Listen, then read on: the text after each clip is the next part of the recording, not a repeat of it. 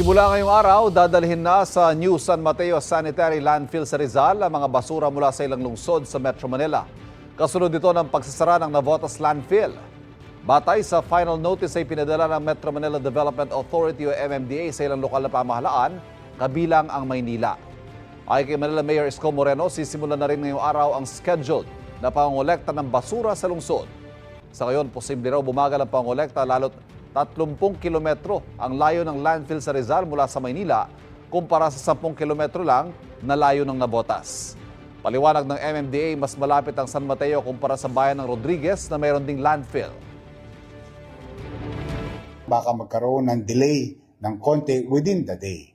Dahil sabay-sabay po magtatapon ng basura ang 6 na syudad sa Metro Manila. Nagkasabay-sabay na ang malalaking truck, babagal, pati turnaround, babagal din. Kailangan po talaga mag-adjust. Kaya nga po as early as February, tayo po ay nag-notify dahil talaga pong tatagal yung turnaround time, particularly ng mga trucks, yung mga haulers. Kapuso, huwag magpapahuli sa latest news and updates. Mag-iuna ka sa balita at mag-subscribe sa YouTube channel ng GMA Integrated News.